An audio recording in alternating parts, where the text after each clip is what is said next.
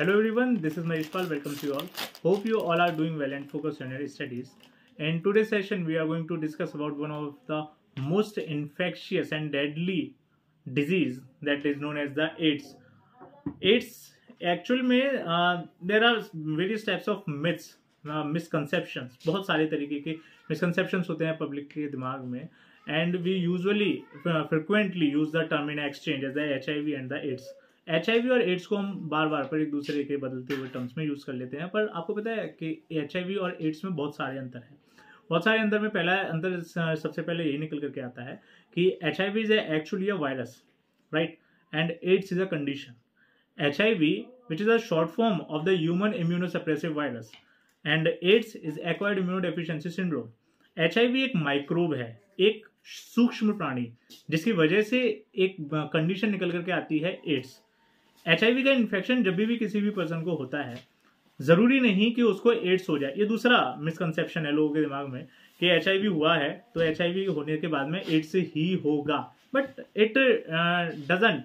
मतलब आप ये समझ लेना कि it is not always true. ये ऐसा हमेशा पॉसिबल नहीं होता है, बिकॉज HIV का इन्फेक्शन हुआ. HIV इन्फेक्शन की जो थर्ड स्टेज और जो लास्ट स्टेज निकल करके आती है, जहाँ पर बहुत ज्यादा सीवियरिटी तक चीजें पहुंच जाती हैं, उस कंडीशन को हम एड्स बोलते हैं. जो है, जो लोग थोड़े से सब्जेक्टिव हैं, उन लोगों को पता है कि HIV is actually retrovirus. Retrovirus का मतलब क्या होता है कि जिनके पास में RNA as a genetic material मौजूद होता है, and they take control over your cell machinery to multiply themselves. हम वो वायरस अपने नंबर बढ़ाने के लिए किसी भी लिविंग सेल के सेल मशीनरी पर कंट्रोल करेगा और अपना नंबर बढ़ाएगा. आया अकेला था, लेकिन हमारी बॉडी के अंदर ही वो कॉलोनाइज हो जाएगा, अपना नंबर बहुत ज़्यादा बढ़ाएगा.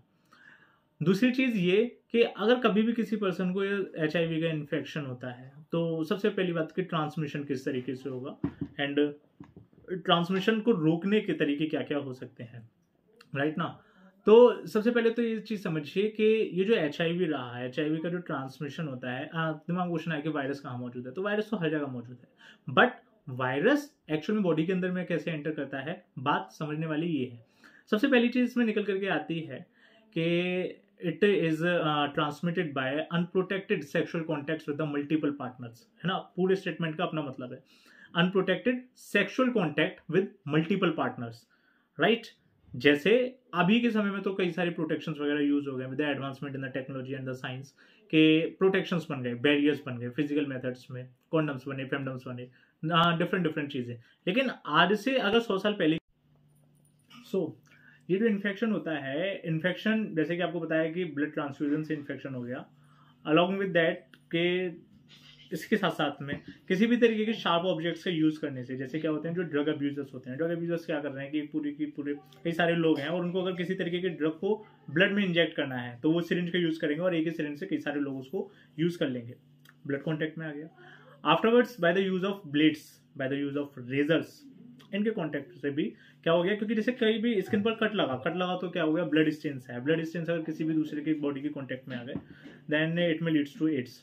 एक छोटा सा मैसेज मेनली मेल्स के लिए, क्योंकि मेल्स में क्या है, जैसे हम लोग सलून्स वगैरह में जाते हैं, तो जो छोटे मोटे लोकेलिटी के सलून्स होते हैं वहां पर, क्योंकि लोगों को ज़्यादा नॉलेज नहीं होती है, प्रॉपर तरीके से हाइजीनिक कंडीशंस मेंटेन नहीं रहती है, तो ऐसी जगहों पर सबसे ज़्यादा ज़रूरत है प्रॉपर तरीके से चीज़ों को रेगुलेट कराने की. अगर आपको पता है तो आपको उस चीज़ पर काम करना है. काम इन द सेंस ऐसे नहीं करना है कि उसको मना कर देना है.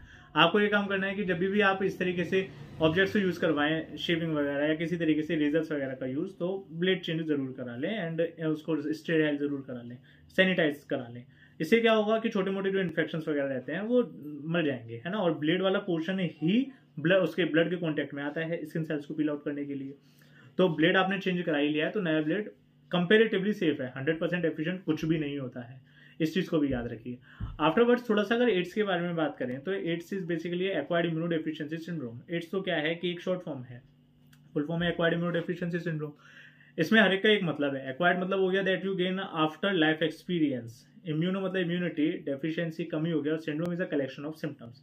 किसी भी नॉर्मल पर्सन को अगर एड्स का इन्फेक्शन होता है तो उसकी बॉडी में कई सारे सिम्टम्स देखने के लिए मिलते हैं. जो लोग सब्जेक्टिव हैं उनको अच्छे से पता है कि ये जो वायरस है, वायरस हमारी बॉडी के पहले मैक्रोफेजेस पर कंट्रोल करेगा, अपना नंबर बढ़ाएगा, later on it will infect the lymphocytes.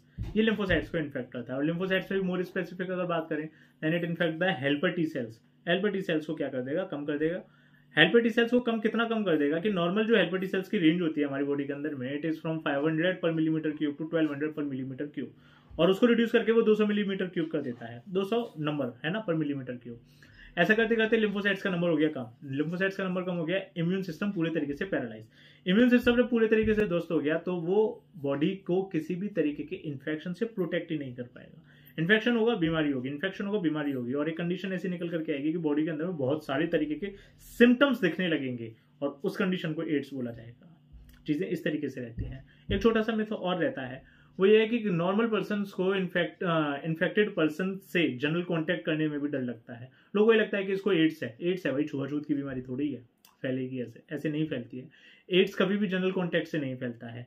Ads कभी भी सोशल टच जो रहते हैं, सोशल टचेस से नहीं फैलता है। हैंड शेकिंग से एड्स नहीं फैलता है, हगिंग से एड्स नहीं फैलेगा, किसिंग से एड्स नहीं फैलता है, नहीं फैलता। साथ खाना खाने से एड्स नहीं फैलेगा, ऐसे थोड़ी ना फैलता है। जो फैलने के तरीके हैं वो पहले बताए कि यार उन तरीकों पर थोड़ा सा कंट्रोल किया जाए या प्रोटेक्टेड वे में अगर काम किया जाए then it will be better. नहीं होगा कभी भी। पॉइंट्स इसी तरीके से रहते हैं। तो मिथ्स और रियलिटी दोनों के बारे में आपको पता होना चाहिए कि क्या सच है और क्या सिर्फ भ्रांतियां हैं। भ्रांतियां नहीं होनी चाहिए। Being a subjective, being a scientific mind, ये आप लोगों के लिए एक बहुत बड़ी, मतलब कहीं ना कि you must be smart at this points. कोई भी ऐसा नहीं है कि किसी ने कुछ कह दिया और मान लिया, ऐसा नहीं होता है। हर चीज के पीछे एक लॉजिकल आंसर होता है। इसके पीछे लॉजिकल आंसर ये है। इतनी सारी बातों के बाद में एक पॉइंट ये भी निकल करके आता है कि how will you treat the ads.